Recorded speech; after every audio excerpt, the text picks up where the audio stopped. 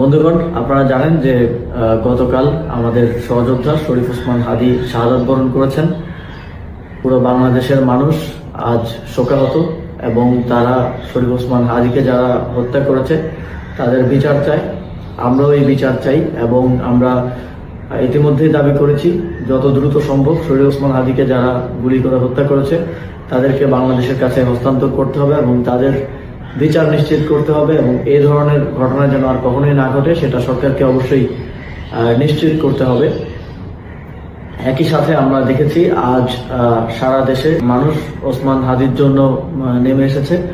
তবে এই ঘটনাকে কেন্দ্র করে বিভাজনকে উস্কে দেওয়ার জন্য এবং নানা ধরনের স্বার্থান্বেষী মহল আমরা দেখেছি যে গণমাধ্যম, ধর্মীয় প্রতিষ্ঠান এবং এই ঘটনার সাথে সম্পৃক্ত নয় এমন অনেক জায়গায় হামলা করেছে, অগ্নিসংযোগ করেছে।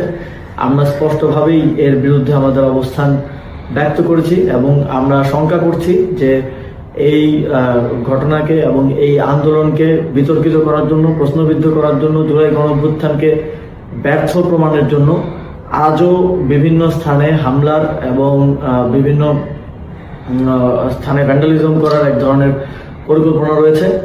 আমি বাংলাদেশের জনগণকে আহ্বান জানাতে চাই, আমাদের দেশের সম্পদ রক্ষা করার দায়িত্ব আমাদের এবং কোনো ধরনের সেন্সিটিভ প্রতিষ্ঠান, ধর্মীয় প্রতিষ্ঠান এবং সংবাদ মাধ্যম, ব্যবসায়িক প্রতিষ্ঠানের যেন কোনো ধরনের ক্ষতি না হয় সেটা নিশ্চিত করা আমাদের দায়িত্ব।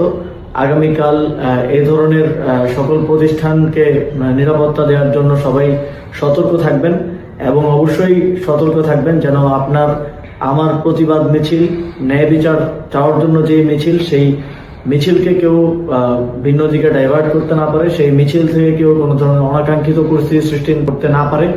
আমরা ওসমান হাদীকে একজন বীর হিসেবে স্মরণে রাখতে চাই। তিনি যেই সাংস্কৃতিক, সামাজিক এবং রাজনৈতিক লড়াই শুরু করেছিলেন ইনকিলাব কালচারাল সেন্টার, ইনকিলাব মঞ্চের মাধ্যমে, তিনি যে প্রতিষ্ঠান গড়ার কথা বারবার বলতেন, তিনি যে যোগ্য মানুষ গড়ে তোলার কথা বারবার বলতেন, সেই উদ্দেশ্য এবং সেই লক্ষ্যকে সামনে রেখে আমরা এগিয়ে যেতে চাই। আমরা তাকে সামনে রেখে যেন কেউ বাংলাদেশে সন্ত্রাস এবং ভাঙচুরের রাজনীতি করতে না পারে, তাকে সামনে রেখে যেন কেউ নিজেদের ব্যক্তি অথবা গোষ্ঠীর স্বার্থ হাসিল করতে না পারে, সে বিষয়ে সবাইকে সতর্ক থাকার আহ্বান জানাচ্ছি।